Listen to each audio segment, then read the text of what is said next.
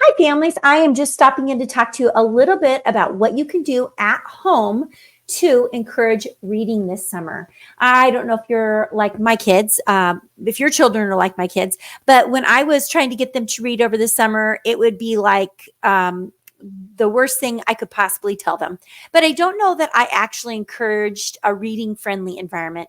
Yes, we had books in the house. Yes, they had bookshelves in their rooms, but I didn't really separate the books from the bedrooms. And sometimes when we've got the books and the toys in the bedroom, and then they're supposed to associate sleep time with the bedroom, there's not really that separation. So, one thing that you can do that you could try if you've got children that maybe like to be read to, but don't want to sit down and actually do the reading on their own, is you can create a reading friendly environment. So think about a space in your house that you would be willing to say, okay, yeah, I'm okay with having a basket of books, maybe some pillows or a blanket, and set up a little cozy reading nook, and get a fun lamp or something. You can go to Goodwill or whatever discount store that's close to you, or see if somebody will loan you one, or get a donated one from somebody, and make sure that there's good lighting, and just fill the book up with a bunch of, or excuse me, the basket up with a bunch of books, and the kids can just sit and at least look at the books. Now, just because you have the cozy reading nook doesn't mean that they're actually going to read the books. There's probably, unless you're going to have them reading out loud, we're never going to know for sure, but we want them to feel comfortable with books. Okay. So having access to books that are age appropriate for them would also be really important. I know that my granddaughter really likes books. I mean, she's just been, ever since she was born, she's loved books, and she's really enjoying listening to American Girl doll novels. You know, they're the shorter ones, and we'll put those. I actually just bought her a couple this weekend, and she just flips through them and acts like she's reading, and then makes up a story. That's part of the pre-reading process. That's fine. But if she was actually going to sit down and read that book, clearly it would be too difficult. So you have to know, what is your goal? Is your goal just to have them mimic reading? For her, that's very appropriate.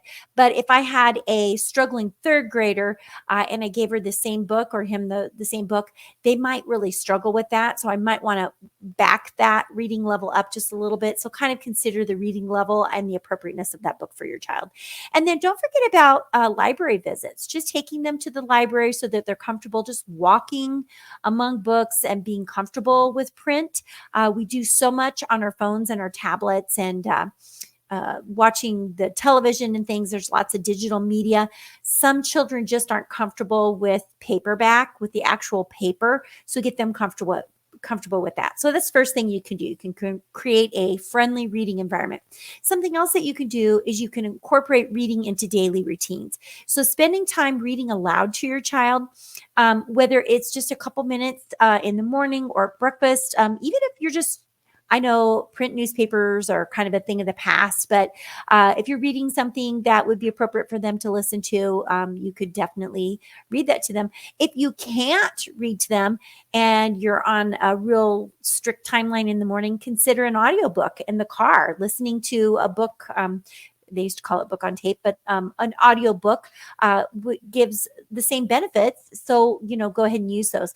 But don't forget about bedtime. What a great time to bond with your child, asking them to pick out the book or the books. Again, if you're short on time, setting a timer for 10 minutes even, and just getting that 10 minutes a day in. Because what you're doing is you're building background knowledge for your child, so that when they're in the classroom and they're having to read something or write about something, maybe they didn't get to experience it by going on a long trip or going to a museum about it, but maybe they read something about it in a book. And I want you to really think about that from the aspect of having that background knowledge and learning new vocabulary as well. It's really important. And then encourage reading every day. Read the signs on the way to daycare or on the way to a friend's house. Look at a map and read it together. Look at menus and recipes together. Read the back of the cereal box together. Number 3, the third thing you can do is model reading behavior. So if you want your children to read, you have to model that behavior. Okay. And sitting on your phone and scrolling, you might feel like you're reading, but you're really just modeling digital time. Sorry, parents. don't want to get a bunch of hate mail from you, but that's really what they're seeing. They're maybe not realizing that it's a digital book. So try really hard. Grab a book. Even if you're not going to read it, make it look like you're reading it. I just I would hope that you're reading it and sharing about it. But, show your excitement about the books that you're reading. I think when our children see excitement about books, they get excited about it. Have family reading time scheduled. In school a long time ago, when I was a very young teacher, it was drop everything and read. And the whole class would read for like 20 minutes. You do that at your house. I mean, even if you can't do it every day, maybe Sunday afternoons after you've had your worship time or something like that, you can, drop everything and read. And everybody sits down, and then you come back and you discuss your books. Why not? Okay, encourage choice and autonomy. Here's the thing. I think sometimes we want our children to read what we're reading. I am a huge fantasy book reader. I love the genre. I get lost in it, but my girls did not want to touch it. Like, I couldn't get them to touch it. My son just dove into it head first, and he's still enjoying it. But when you think about what you're encouraging them to read, think about what they like, not what you like. That's probably a big downfall that I had raising my children. I was like, oh, come over here. I want you to look at this. And they just weren't into it. Respect their preferences.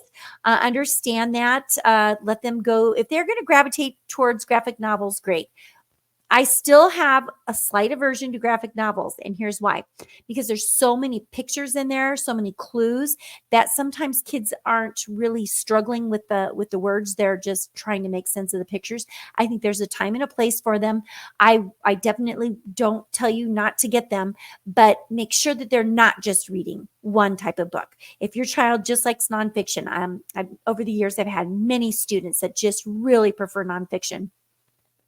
And I would encourage them to read a picture book or read a novel, a historical novel or something like that, historical fiction. Try to get them out of something that they're super comfortable with, because in that, they are going to be exposed to different types of vocabulary, different types of writing styles.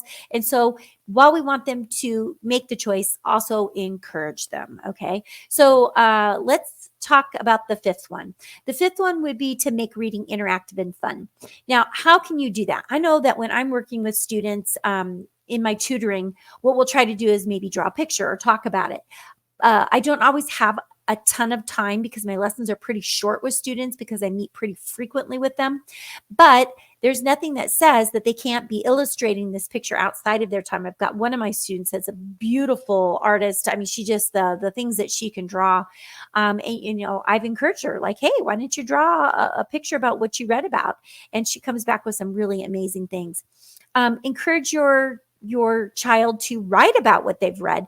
There's so much behind the writing of and the processing of what we've read. And don't get stuck on, oh, you wrote that wrong, or, oh, that's incorrect. The very first thing you want to do is just get them writing. And then you can go back and you can do other stuff with it. But wouldn't it be fun just to read a little bit and then write a little bit? And then what did your writing say about what you read? And, sometimes it's a big difference. And then we're like, well, they didn't really understand what they were reading, or maybe they only got one part of it. So, that's a great way to check comprehension. Try to do some reading challenges. This is a perfect time. I'm recording this on June 3rd. This is a great time to look at the summer reading programs at your libraries, your local libraries, and they will do reading challenges. So they'll give you different things, maybe read a different type of a book a couple different times during the week, report back, keep track of the number of pages that you read, draw a picture, whatever it happens to be. So there's already some things that are already out there.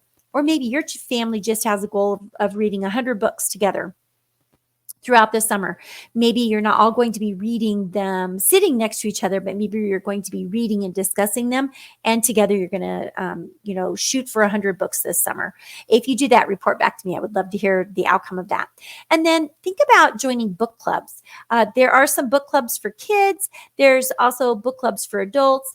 It's a great way to foster social interaction and reading, but we really want to make sure that our kids are being a part of that.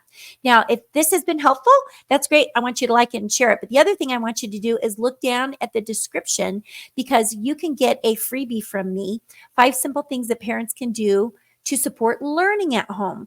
And there's a little bit in there about daily reading, but there's also some information about structured homework time, hands-on learning, some outdoor exploration, and some educational tips and tricks. And then for more information about Tutoring with Sheryl, you can go to my website.